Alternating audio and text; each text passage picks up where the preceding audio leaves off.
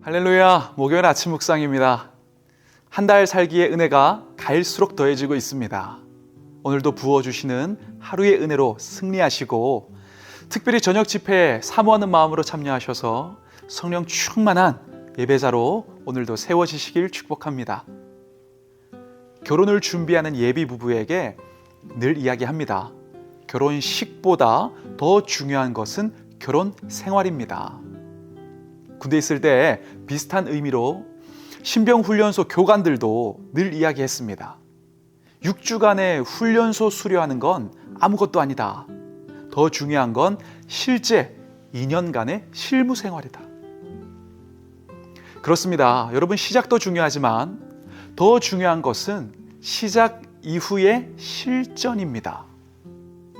멋지고 화려하게 시작했다고 할지라도 실전에서 계속 주저앉고 실패하고 무너지는 것을 반복하면 결국은 오래가지 못하기 때문입니다.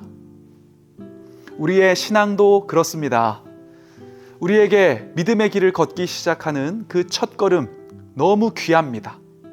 하지만 그 이후 그리스도인답게 잘 살아가는 것, 이것은 더 중요합니다.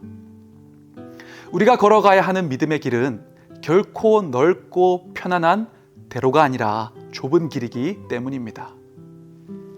그리스도인으로 살기를 선택하는 순간부터 우리는 다양한 세상의 가치들과의 충돌을 경험합니다. 나는 부담 없이 살고 싶은데 믿음은 우리를 적당히 살도록 내버려 두지 않습니다. 나는 대충 믿고 싶은데 말씀은 계속 우리를 주님이 기뻐하시는 삶으로 인도하려고 합니다. 그래서 때로는 그런 삶이 부담되고 버겁기도 한 거죠. 근데 그 순간마다 우리가 기억하면 좋겠습니다. 그때가 바로 증명의 기회입니다. 내가 얼마나 주님을 사랑하는지, 내가 얼마나 주님을 신뢰하는지, 내 인생의 소중한 가치를 내가 지금 어디에 두고 살아가고 있는지, 그러한 내 마음을 삶으로 그 사랑을 주님께 고백할 수 있는 영적 기회인 것입니다. 주님의 마음에 기쁨으로 새겨질 수 있는 그 기회를 절대 놓치지 않는 우리가 되었으면 좋겠습니다. 오늘 본문의 바울은 바로 그런 기회를 놓치지 않았습니다. 10절과 11절을 보면 바울이 디모데에게 이렇게 말합니다. 나의 행실과 나의 믿음과 오래 참음과 사랑과 인내와 박해와 고난, 내가 이거 받았던 거 네가 알고 있다. 맞습니다. 이 말처럼 바울은 복음을 위한 여러 가지 고난을 피하지 않았습니다. 그 사명을 감당하는 삶을 통해서 주님을 향한 사랑을 고백할 수 있는, 그 사랑을 주님의 마음에 새길 수 있는 기회를 놓치지 않은 거죠. 디모데는 그러한 바울의 고난을 잘 알고 있었습니다. 그리고 중요한 것은 그런 고난과 상황 속에서도 주님이 바울을 건지셨다는 이 사실, 그것을 분명하게 기억하고 있었습니다. 그래서 11절을 보면 바울도 이렇게 고백하고 있죠. 주께서 이 모든 것들 가운데서 나를 건지셨느니라. 디모데가 믿음으로 인한 환난을 당할 때마다 그렇게 건진받은 자신의 스승 바울의 삶을 기억했을 것입니다. 그래, 그때 주님은 이런 상황 속에서도 그렇게 역사하셨지. 그리고 바로 이 기억이, 그리고 믿음이 디모데의 섬김을 끝까지 포기하지 않게 하는 용기가 되었을 겁니다. 여러분, 이처럼 믿음을 지켜내는 삶은 두 가지의 유익을 가져옵니다. 첫 번째, 나를 건지시는 하나님의 능력을 내 삶에서 경험하게 합니다. 두 번째, 내 주변의 성도들이 그런 나의 삶을 통해서 살아계신 하나님의 역사를 보고 자기들도 그렇게 살아갈 용기를 얻게 되어집니다. 소망하는 것은 우리의 꿈의 가족 모두가 믿음의 그러한 예배자로 살아가 또 다른 믿음의 사람들에게 살아갈 용기를 주는 은혜의 증인이 되었으면 좋겠습니다. 물론 믿음으로 인한 고난을 받으면 우리 내면의 목소리가 계속해서 우리에게 말을 걸어오죠. 중간만 해. 손해보지 마. 다들 그렇게 살아. 그때 우리는 어떻게 해야 될까요? 바울은 이렇게 말하고 있습니다. 그러나 너는 배우고 확신한 일에 거하라. 모든 성경은 하나님의 감동으로 된 것으로 교훈과 책망과 바르게 함과 의로 교육하기에 유익하니 이는 하나님의 사람으로 온전하게 하며 선한 일을 행할 능력을 갖추게 하려 함이라. 바울은 디모데에게 배우고 확신한 일에 거하라 강력하게 도전합니다. 그리고 성경이 너를 하나님의 사람으로 온전하게 하고 또 선한 일을 행할 능력을 갖추게 할 거라고 강조합니다. 승리의 삶을 위하여 하나님의 감동으로 쓰여진 말씀을 먹으라는 거죠. 말씀을 통해 우리는 인생의 고난과 문제의 본질을 읽어내게 됩니다. 그 속에 담긴 하나님의 본심을 이해하게 됩니다.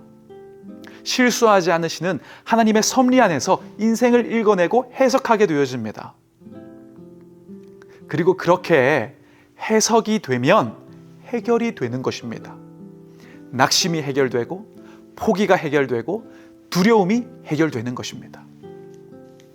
우리 연말이 되면 베스트셀러가 내년을 준비하는 베스트셀러들이 많이 등장하죠. 특별히 어떻게 내년에 잘 될 수 있을지, 성공할 수 있을지 자기 개발서가 인기를 많이 끌고 있습니다. 근데 잊지 마십시오. 가장 탁월한 자기 개발서는 성경입니다. 나를 가장 잘 아시는 창조주께서 나에게 알려주시는 말씀이야말로 가장 확실한 변화와 승리를 보증하는 지혜의 보고인 것입니다. 마귀가 가장 두려워하는 것은 바로 이러한 말씀의 검입니다. 말씀은 마귀의 어떤 유혹과 계략도 다 물리치는 능력이 있기 때문에, 그래서 에베소서 6장 17절을 보니까 성령의 검 곧 하나님의 말씀을 가지라고 권면하고 있습니다. 성령께서 사용하시는 검인 말씀을 가지라는 것입니다. 여러분, 세상은 죄를 포기하지 않을 겁니다. 세상은 갈수록 점점 더 악해질 것입니다.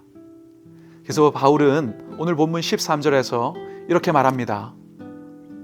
악한 사람들과 속이는 자들은 더욱 악하여져서 속이기도 하고 속기도 하나니.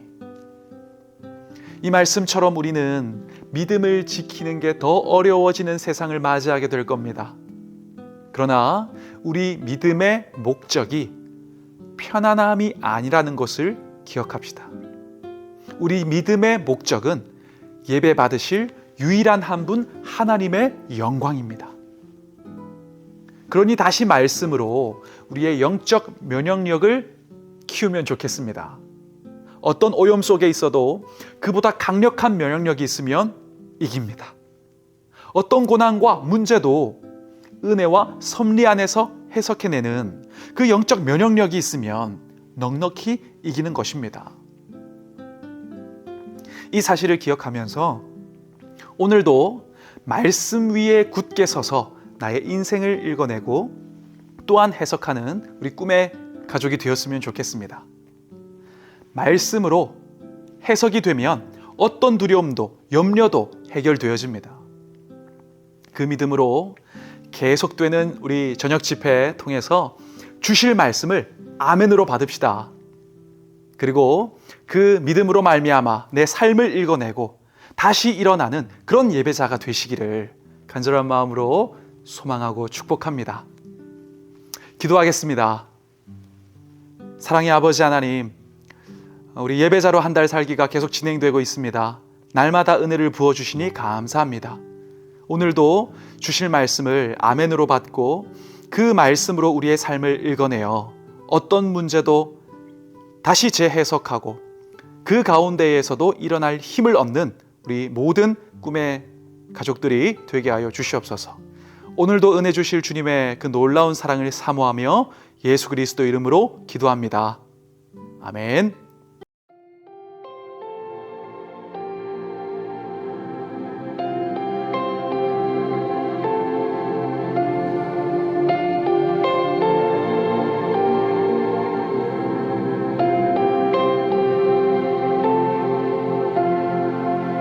되는 시간이